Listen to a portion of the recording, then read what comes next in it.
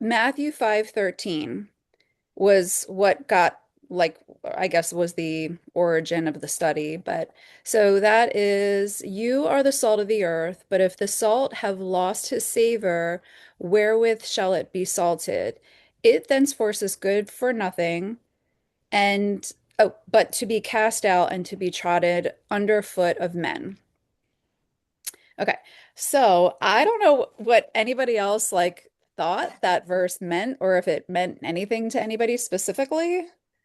Like, does anybody want to share before like what they think that means? I've always thought the salt are the elect standing in the gap, right? And if we lose our light or what makes us salty or what flavors the world, um, in other words, if we turn from him, and we talked about the salt covenant, right? And Mhm. all the sacrifices have to have salt, meaning the elect and what adds flavor, but spiritual flavor. In other words, I think the salt are the elect that stand in the gap. And if we lose what makes us elect, his calling, his spirit, we're trampled underfoot by men. The ashes of the wicked are trampled underfoot by the righteous, meaning we, the elect, if we turn, there is no more sacrifice for us. That's like a fire. Hmm. So I know that's wild, but when I read that, that's what I see. So that's like generally kind of what I thought too. And I believe that. Like I believe that, but what I am thinking, having like looked into this verse a little more, is I'm thinking that this verse might be saying something different, and you guys can tell me what you think. But okay, so let me show you the word that I. So the phrase, whoops, Matthew 5:13. So the phrase "have lost his savor," it actually is. Hold on. It's sorry, I just want to confirm because I have notes, but I wish I had printed it out because it would have made this a lot easier. So Matthew 5:13. So if you go into the Blue Letter Bible, the phrase have lost his savor, it's the Greek word 3471 morianio, and it's translated in this, it's only used four times, and it's translated here and in Luke as lost its flavor, but in the other two uses in Romans and in First Corinthians, it's made foolish or became fools. So, and then I kind of went into like the root word of it. The root word is G3474, which means foolish. It means foolish. So now I am like considering that this verse means that we are the salt of the earth. I'm not disagreeing with that. Sprinkled throughout the world. And but if you're full of like, okay, so this is basically what I'm trying to say. I take pride in how I cook for my family, right? And I want my family to enjoy the meal that I cooked for them. So take a steak, for example, and when I'm serving it to them, one of the ways that I will prepare it is by seasoning it. And so I really like salt, a lot of salt, but my husband doesn't like salt so much. And I think it's trying to tell me that I need to know who my audience is and who I'm serving this food to. And sometimes over seasoning things is going to make them want to throw it in the trash or trample it. And so this has kind of been a really good lesson for me. And even this, I keep going with this, like this idea that what this is, the lesson that I am trying to having a hard time with is I want to tell everybody and save everybody and tell them what I believe. But I'm starting to realize that that is sometimes I am like over salting people and they do not like that steak that I'm trying to serve them. And so that's kind of like the gist of the study that I've been using, but wanted to see if you guys had any pushback on that way of interpreting it. Like You tell the know truth. what? It makes sense. Yeah, like tell the truth. I've done the same thing. When Hmm. when someone asks you, be prepared with the truth, but do not try to just because someone opens the door, do not like Shove yourself in. yes, like I do. That's what I do. Yeah, That's I fine. am so guilty.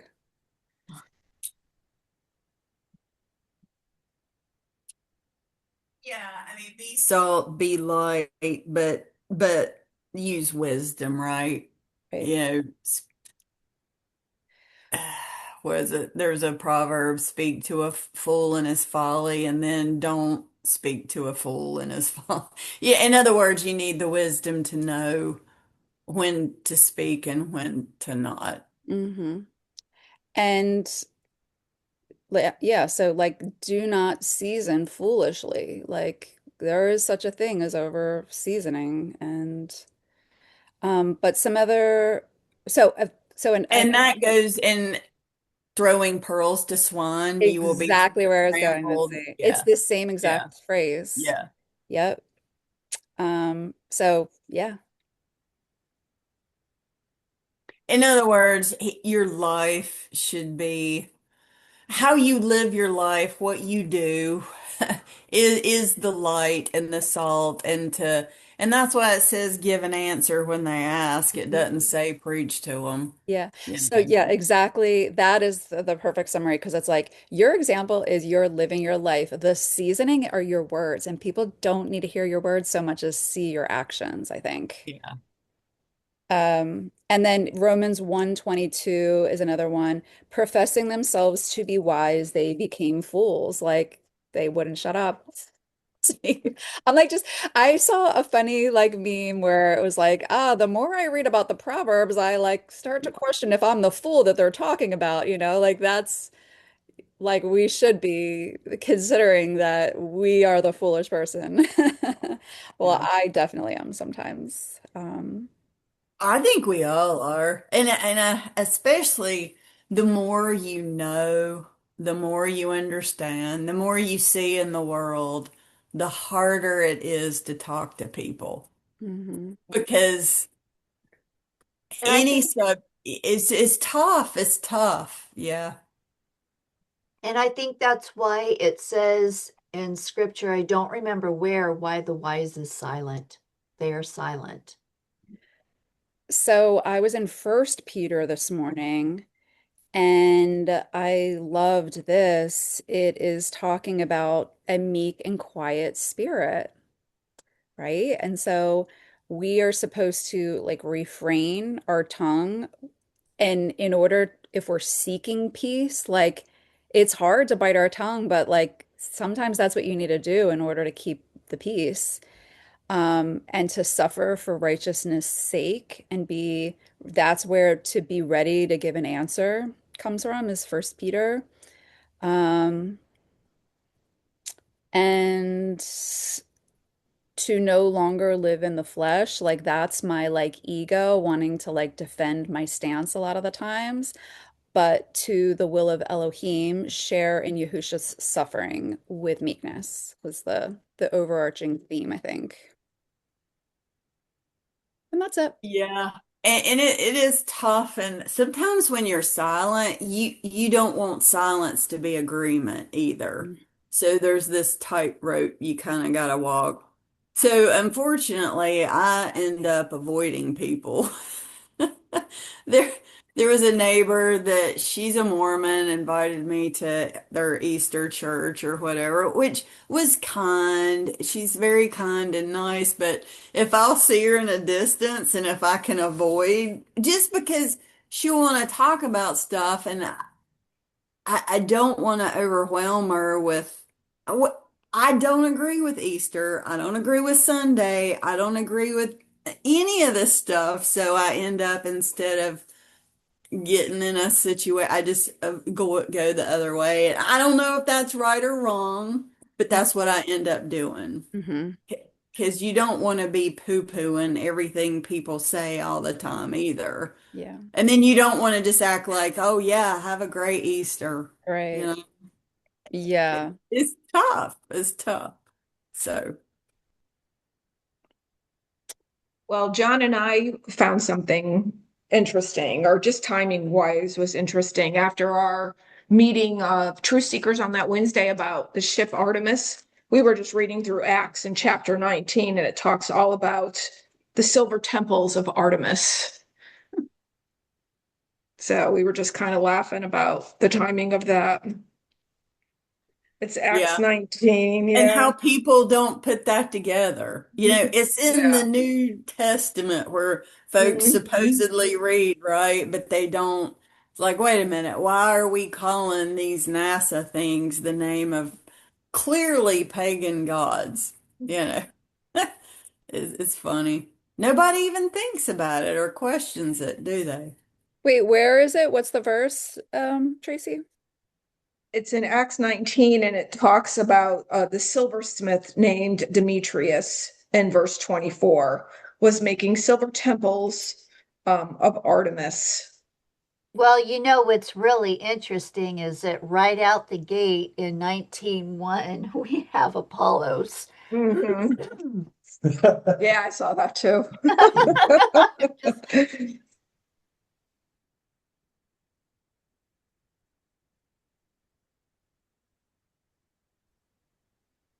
And chapter 20 or verse 27 goes into the temple of the great goddess Artemis. Yeah. Mine says Diana, but it's the Hmm. same thing, right. of course.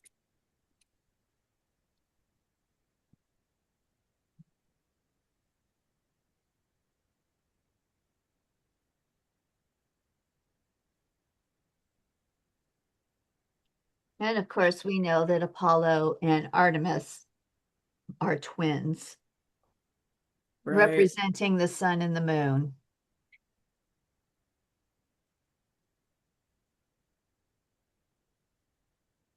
And wasn't that where too the girl was following them, following the disciples around, making comments? I forget. And what do you do? Cast the devil out of her so she Yeah, no longer prophesied. yeah, yeah. But sometimes don't you feel like that people are chasing you around that it's like, oh boy, you kind of know who sends them sometimes.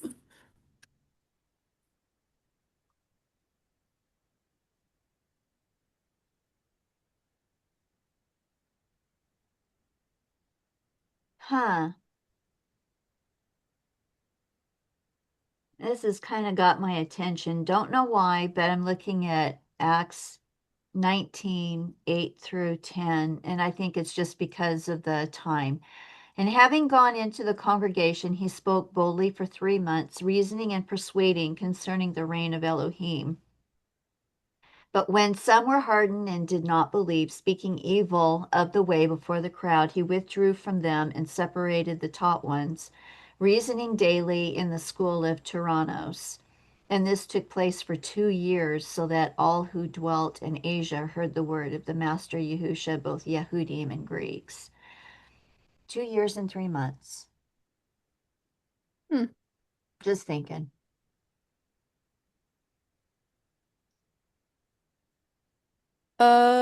Where's the 3 months? Where do you see the 3 months? Verse 8. Got it. Okay, thank you. So basically, the Jews drove them out of the synagogue. They didn't want to hear it, right? Isn't that what he's saying? And when he went into the synagogue preaching the truth, it says, but some were hardened and did not believe, but spoke evil of the way, and he departed from them. So to me, that's he ends up leaving the synagogue because they didn't want to hear it anymore. Is that what he's saying? And then he goes on, and then he withdrew and took the disciples with him. And then I wonder what that school, he just went to some school in a place. Is that what it's saying in verse 9? And Yeah. continued there. Yeah, separated the taught ones, reasoning daily in the school of Tyrannos. Yeah. So he started in the synagogue, right? And then eventually those people rejected it and started speaking evil of what they were teaching, right? So he left and went off to other folks that did want to learn, basically, and stayed there 2 years. That's how I'm reading it. But so it's just interesting. I think the synagogue stands for the religious people, right? The churches, you go into the churches, you try to show them the truth. What do? They run you Kick you out. out. Yeah. Yep. That's what I'm getting at. He went to where people that are supposed to love the truth and love his word are hearing his word, but when you point out the real truth, they don't want to hear it. It's too salty. It's too salty. That's right, But those Chastity. are the people that should appreciate the salt, right? You anyway, that's when I read that, the first thing I think of are, you know, the modern day churches, so to speak, or religious centers, where if you go in there and if you point out things, you'll just get tossed on your head. And we know that from experience. And we weren't being obnoxious either. There was just a book of Enoch. I didn't even have it there. It gets left in a woman's bathroom, and somehow me and Neil are being talked to and tossed out on our heads. It's kind of funny, but.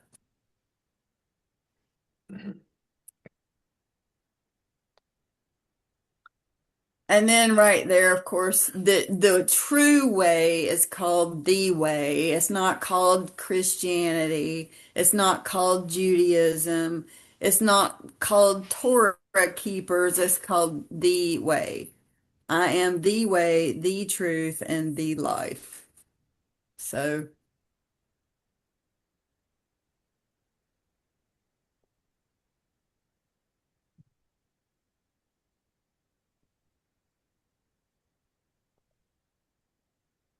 yeah, Linda, I think we all struggle with that. How much, what to say, what not to say, with the public, with people, with neighbors, with family members. Mhm. It's a So constant just we need to tightrope. use wisdom. Like that's what it boils down to, I think. Don't be a fool. Don't. Yeah, Right. And right. don't embarrass somebody else too, Mhm. especially if they're teaching something and you know that they're in the wrong about something. And yeah.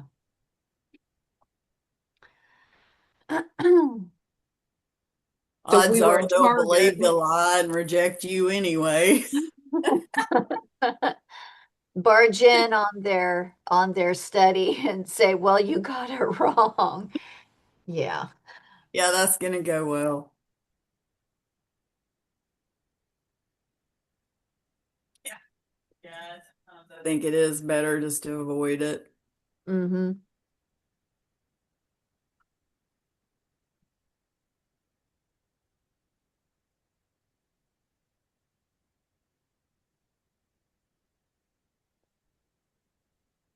I guess the sad part is too is I have family members that have watched me do this for years and years, never asked one question. Why or nothing.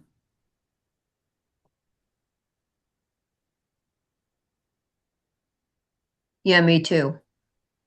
Never ask a question. Bizarre, but So I'm gonna bring up a weird conspiracy. Okay. That's an oxymoron. True. And they're all true. Okay, so I just looked up out of curiosity, where was it? from Acts 19:9, the school of Tyrannus, okay?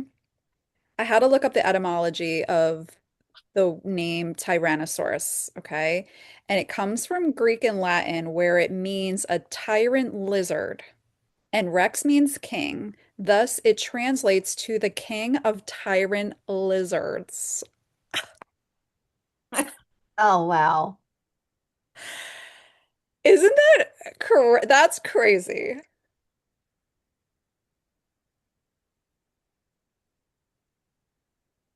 Huh. Yeah, reasoning daily in the school of tyrants. Right.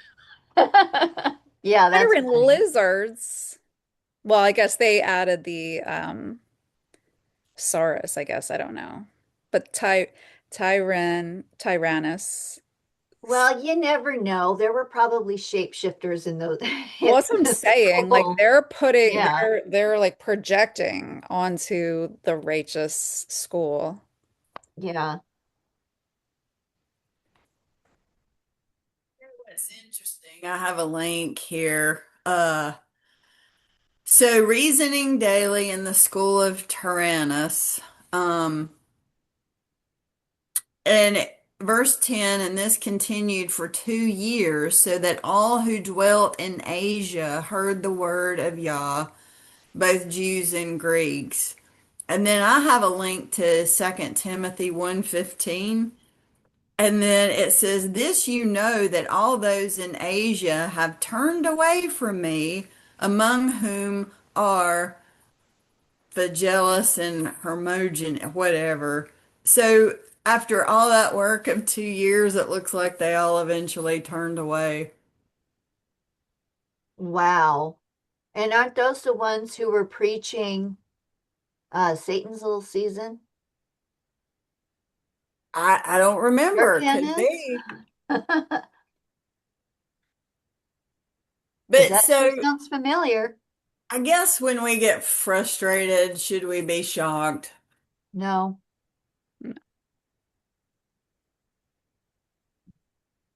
Thought I'd share that little tidbit too. So after 2 years of hard work, they all, it's not funny, but you got to keep a sense of humor. Let's see. Second Timothy 1:15, you say? Oh, Yes. okay. Are Phygellus and Hermogenes. Hmm. Well, I think what I was thinking of was in chapter 2, verses 17 through 19. Oh, Humanus and Philetos.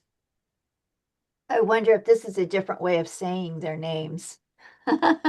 Oh, and Yeah. which verse is the In 2 Timothy 2:17 through 19 verses 2 Timothy 1:15. gotcha? We have Fugellos and Hermogenes, and then now we've got Humanios and Philetos. Yeah, could be different. It's Yeah, awful close, isn't it? it really is. And their word shall eat its way like gangrene. Yeah, saying the resurrection is already past. I see what you're Yes. saying. Yeah. Yeah, Not only did they turn away, but they brought in heresies, right? they sure did. And those heresies are going to Still town strong. today. They've been resurrected for the end times.